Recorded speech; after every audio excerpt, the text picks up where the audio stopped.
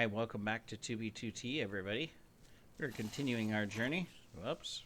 Blowing up creepers and everything else. Being attacked. Day is coming, so they shall all burn. Burn, burn, burn. Except for the little piggies. They won't burn. Piglin. Well, that's a solid sign that there's a portal. However, there is no portal. So I would say that there used to be a portal. There used to be a portal here.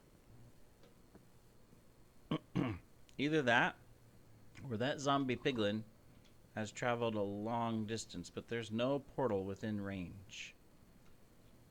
So, interesting.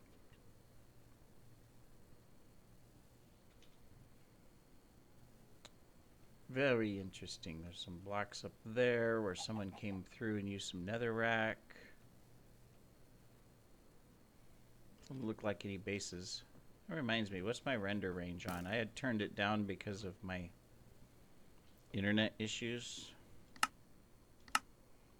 I'm still at 32 chunks. Okay. I just turned down the active mob rendering and stuff like that.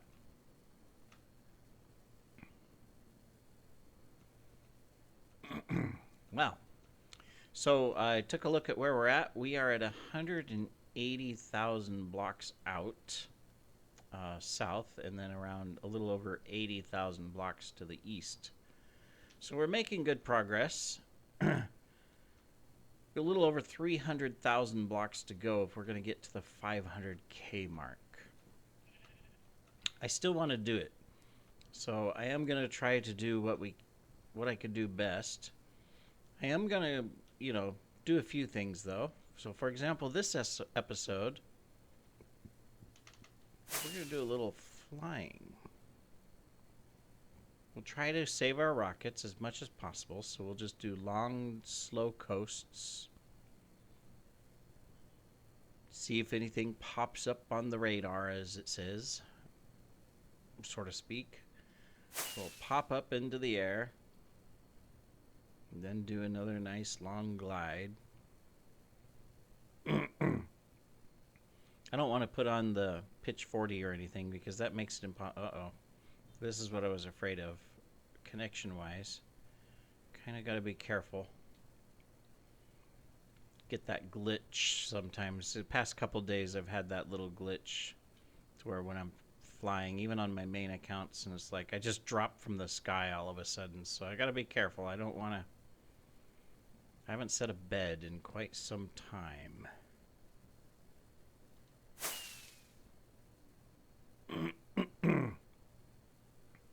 I might want to set a bed. Looks like we tried to build something here. I'm not sure. Speaking of a bed, there's a bed. So we'll come over here. There's a phantom in the sky, too. That dates it, meaning someone was here earlier this year when the phantoms were added. Oh, we got a respawn point set. Doesn't look like they really did anything here in the base, per se. Or the village. Except spawn mobs. Typical. Alright, if we fall out of the sky, we'll at least come back to this village. That's something. Since there's an ocean here, though, we'll boat across. Oh, there's a temple that got half cut off from the different Minecraft versions being loaded. The Guardian's still in it. He's free. He can escape.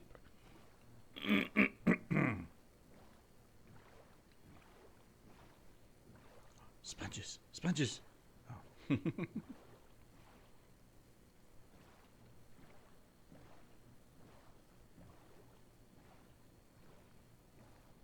We'll just continue our journey and see what we can find today.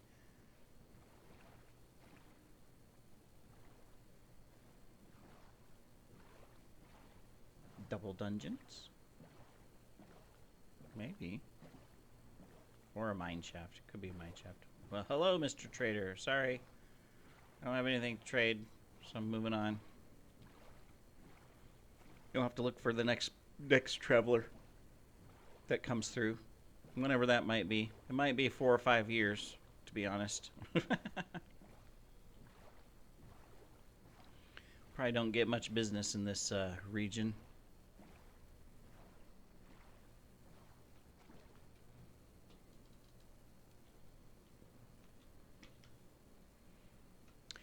Always makes me think of, what gaming's going to be like in the future. I mean, there's been, some movies and shows and, animations and things like that. And, of course, books and stuff that talk about future and, and where it shows, like, stuff happening. So, I mean, like, there's Ready Player One with the Oasis. It's like this big open world, and everybody spends lots of time in it and stuff like that.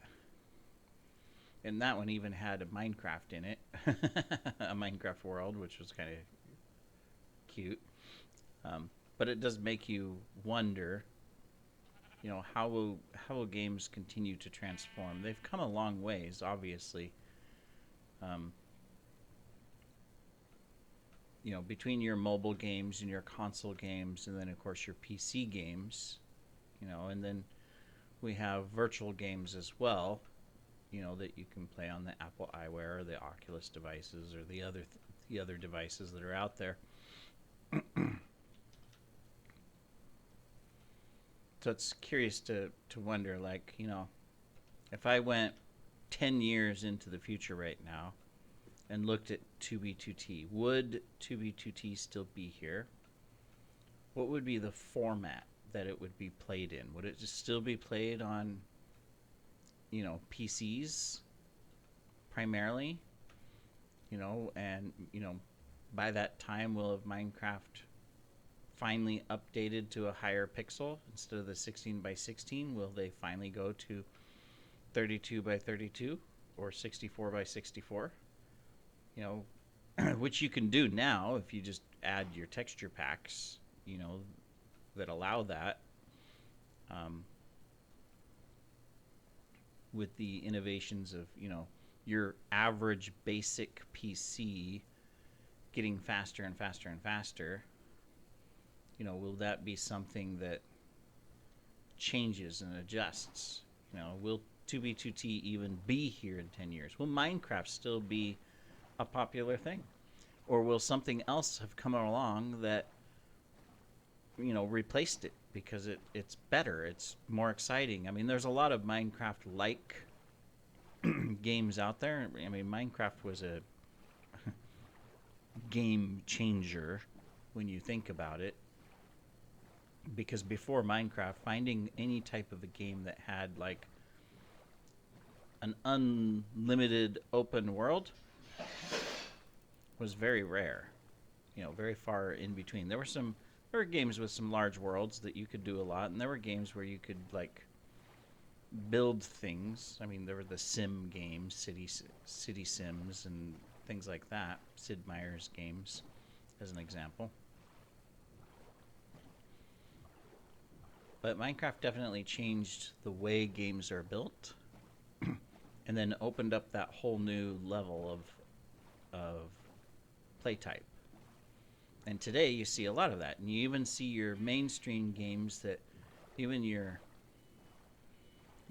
role-play games, your RPGs, where typically it was like you're advancing through levels and you're accomplishing your tasks and you're going through the world in that manner. Now you're seeing a lot of those mainstream games have opened up to where they have complete worlds. You can travel around. I mean, look at the new Zelda that came out. Sorry, I can't remember what the name is. It came out early this year, right? Or was it late last year? I can't remember. But they made it to where, okay, you still had to go save the princess and everything and whatnot.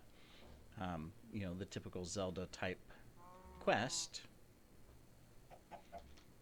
But then they made it a complete open world. They made it to where you could craft things and build things. Someone lost their iron pants. Excuse me, skeletons. I'm trying to investigate here. Why is it every time I find something interesting, I get interrupted with mobs? What is it? I just wanted to see if they were like, you know, named or anything. Like someone, it would belong to someone. It's hard to tell if they were natural or if they belong to someone. Threw a bunch of stuff down. Did a little bit of crafting.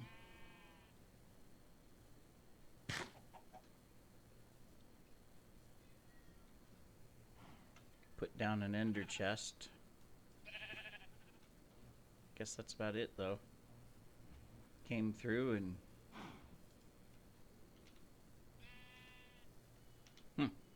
okay. Well, let's continue here. We should have used that ender chest. Well, I got 14. I'm fine. I was just say to pull out more rockets. Oh no, I've got rockets right here. I'm carrying a whole thing of rockets. There's another portal here. Another portal. Possibly... No, I was going to say possibly a large old area of 1.12, but nope, it's just like a junction area. What I need to find is another outpost. Oh, more phantoms.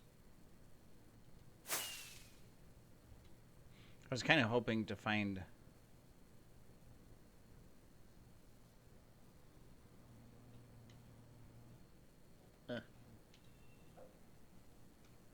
No? Nothing? I was always about to say, I was going to say, I was kind of hoping to find a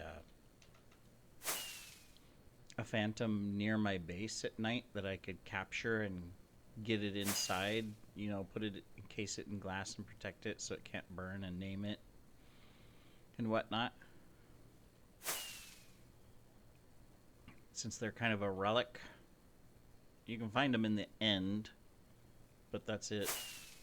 Can't find them in the overworld. I read that they may be thinking about changing the phantoms a little bit to where they're biome specific. They only show up in certain biomes. I think the cold biomes would be fit for them very well.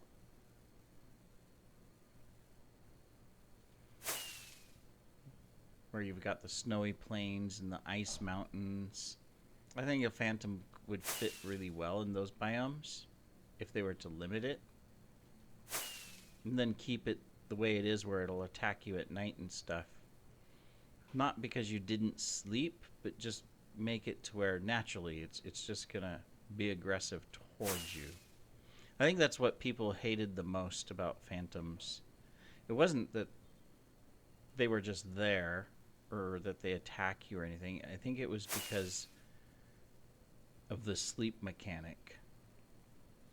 It's like if you don't sleep, phantoms start showing up. And it's like, but people who are playing Minecraft, most of them will continue building, mining, doing things through the Minecraft night. Right? They're not trying to sleep every night. I mean, especially if you're on a server, because then it just makes it impossible. If you're on your own world, it's really easy. You sit down in bed, sleep, and it's day. You got good light again and stuff like that. But on servers, you either make it to where if one person sleeps, it changes it back to daytime, or a certain percentage sleeps and it changes it back to daytime. But the problem is you've always got those individuals that don't want to sleep, or the person that's AFK, or, you know, and they don't want to sleep because they're AFK and they're trying to take advantage of time to stock up materials, right? So the fact that it was dependent upon a bed, I think, is what was the downfall of the phantoms and why people hated them. I mean, everybody voted for them because it looked really cool and they wanted something in the sky, and, you know, And that would be neat. And then, but the way Mojang executed it kind of sucked, to be honest. Mojang does that. The developers are creative. They're neat. You know, they've got really good ideas and stuff, but sometimes I don't think they're really connected with what people are actually doing in the game sometimes. And I know it's hard because you've got the people that come in and the only thing they want to do, you know, if they're on servers and whatnot, is that they want a PvP. Which, okay, yes, you can do that in Minecraft, and that's what a lot of the first servers, like the faction servers and other things, were centered around, was fighting other players, right? But I would say that that is the lower percentage of players. When you look at all of the Minecraft players, the millions of people that play, is PvP. I think the majority of them, especially single player, obviously, excuse me, they loved the creativity of what you could do in Minecraft. Whether it was the creativity of building things or the creativity of redstone and creating machines, basically, that do different things. Oh, look at this. We've actually got a village where someone has left some chests and stuff. Interesting. So, you know, and of course, there was the big debacle where they changed the fighting mechanics because you couldn't just, you know, click, click, click, click, click and fight anymore. Whoops. We got zombies in the house. We gotta rescue the villagers. Oh, well, I don't know where the zombies went. I saw them in the house. They protected their villagers in there.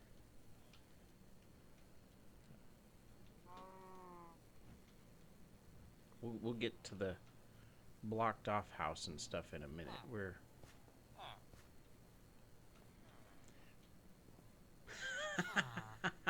Wind Rider was here. Crystals passed through here. You see, that's... Excuse me, zombie. I'm busy. And then Lukek was here. Okay, Wind Rider's at 2 of the bases that I'm also at. So we'll just...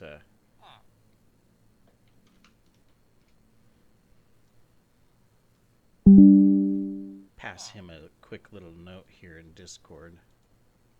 We've been doing some trading with Wind Rider.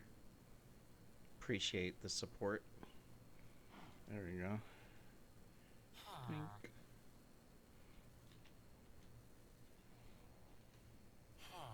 What do we got? Well, we got some base supplies. We'll donate some bones for you and some flesh. Okay. And then some blocks. Very good.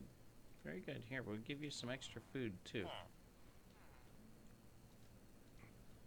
We got all kinds of furnaces here.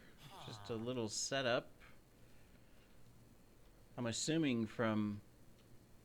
Oh, no. Lukek came through at 2023, so this setup is from before 2023. I'm assuming you've hidden something in here or whatever. Villagers. Yeah, he stuck his villagers in here and put an obsidian door on them. Let's get our bed. I don't want to forget that. Or boat, not bed.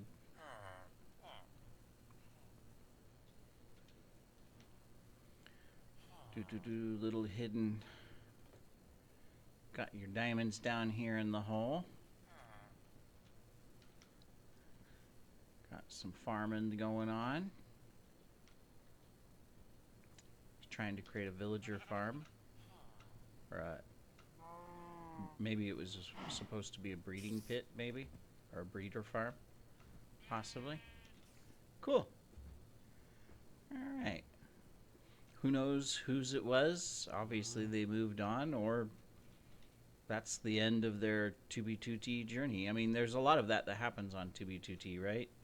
People start, they get connected, they go out and they play and whatnot, and then they may never connect again because they don't want to get priority, but they only got so far during the time they were able to be connected, or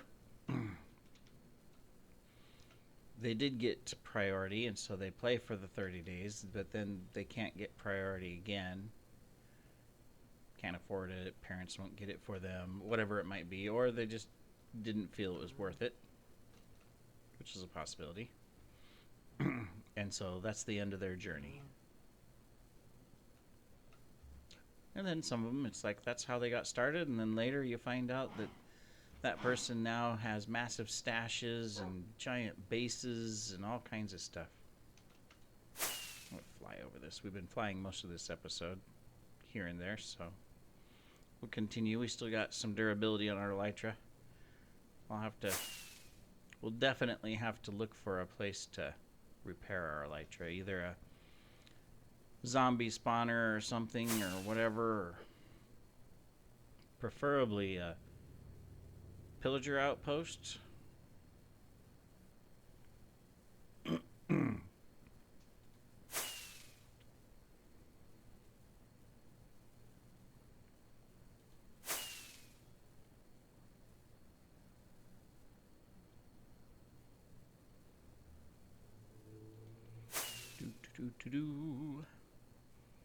What else will we find?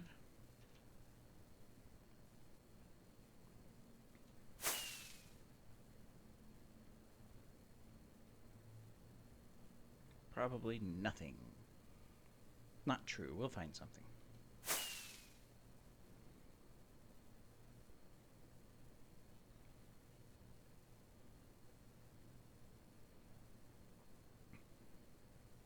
I forget what I was talking about before we got in. Oh, different types of players and stuff. That's right. PvP versus builders, and how Mojang, in some cases, didn't seem to be very aligned with their player base. They try to tailor to everybody, of course. They don't always get it right. Oh, little glitchies. Then they make a lot of promises and then they never happen. Think of all of those votes that occurred where it wasn't just the mob vote, but it was also the biomes and all of that, and then they never happened.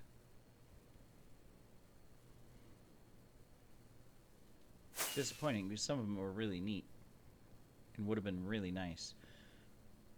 Although I do appreciate recently, at least for the latter half of this year, their focus has been on environmentals. You know, bringing in all the variety of the pigs, chickens, and cows, you know, and so that there's variety based on biome.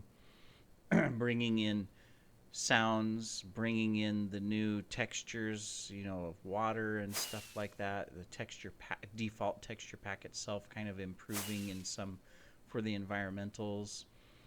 Things like leaf litter and more movement.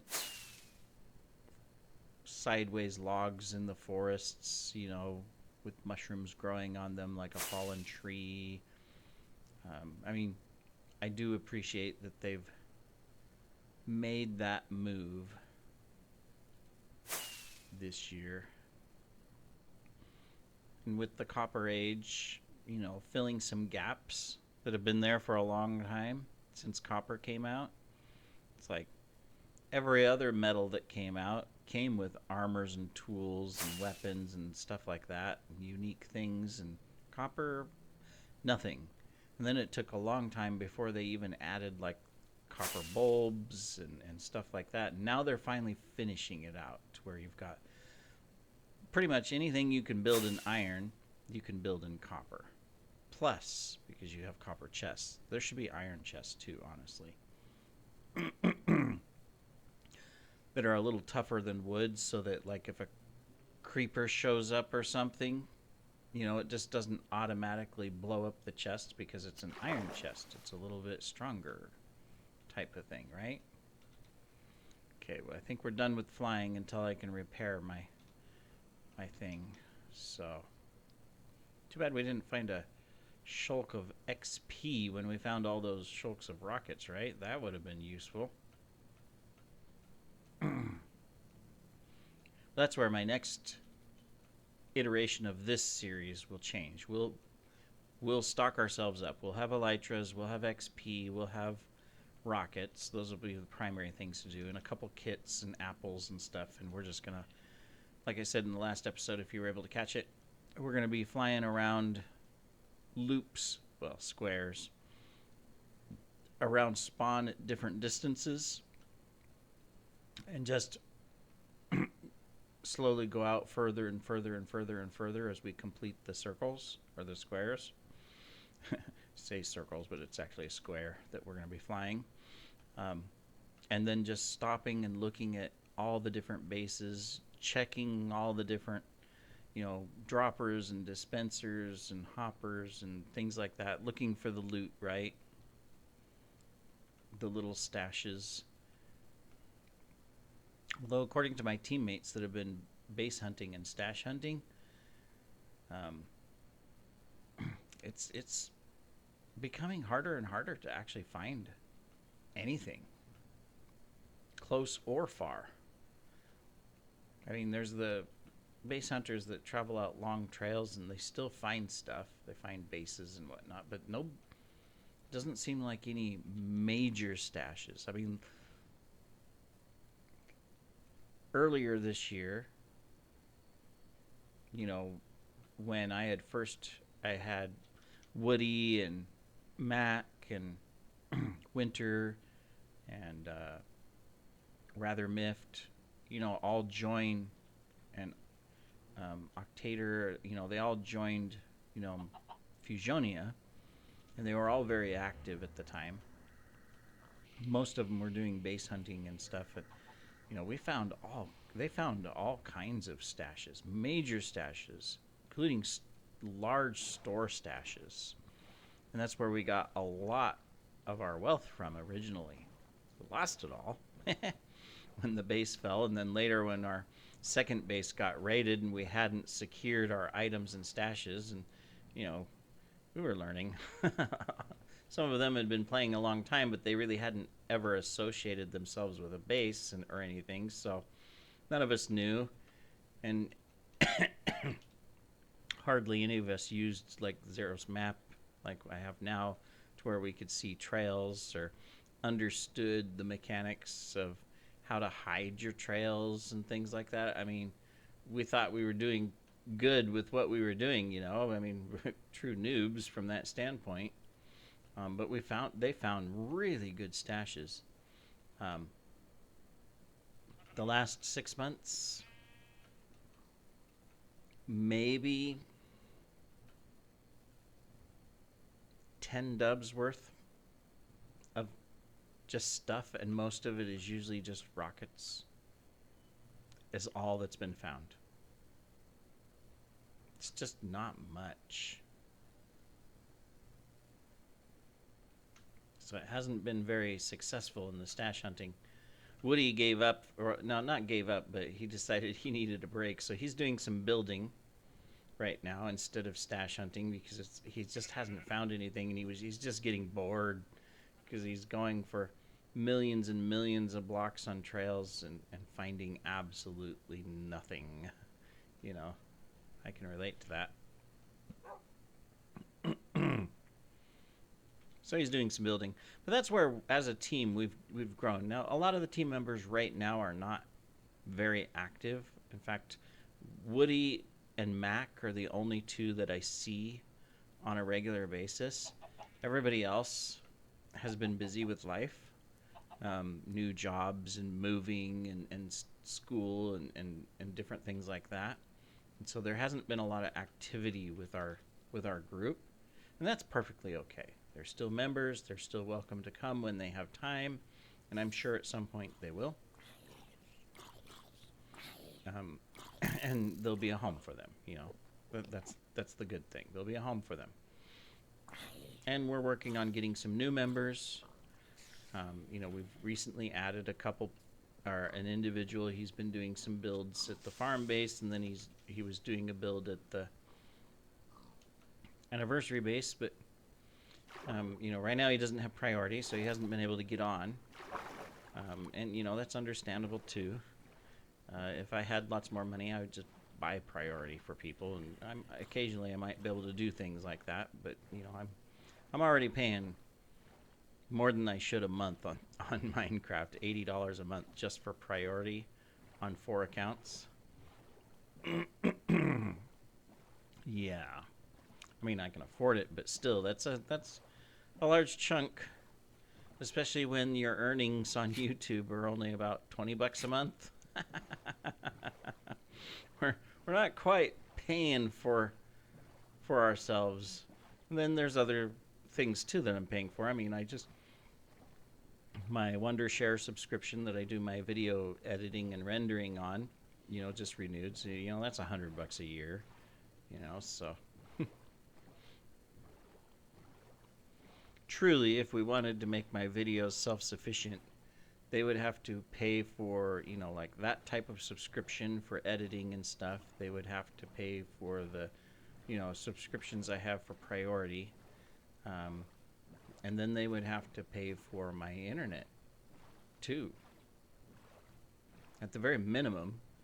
And then ideally, they'd make some extra that would help pay for my PC, improvements, things like that as well. Equipment, like a better mic that has, this one's been pretty good, but I've had it for a long time.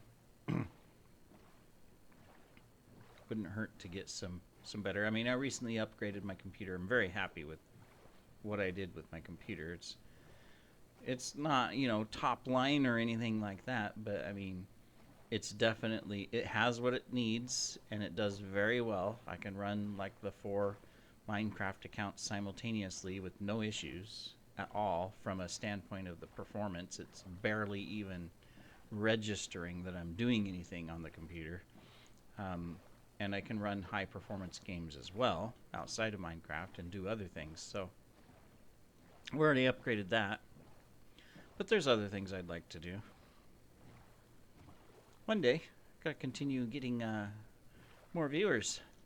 Finding those little niche people that just want a relaxing video to watch and listen to.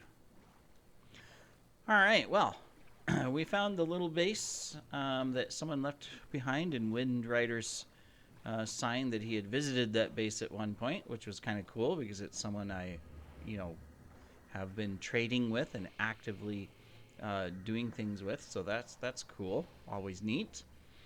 We will continue our journey. We made quite a bit of progress in this episode from a distance standpoint, flying a little bit, but we're going to have to repair our elytra before we can do any more of that. So we'll have to look for a good place to do that along our journey, and then keep the little bit of TID left over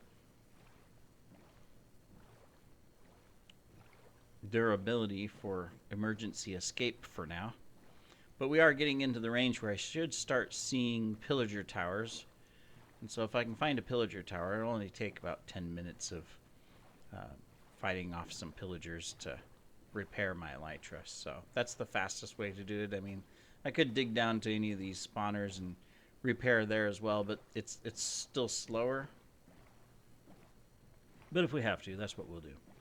Anyways, thanks for joining, everybody. We'll see you in the next episode. Take care.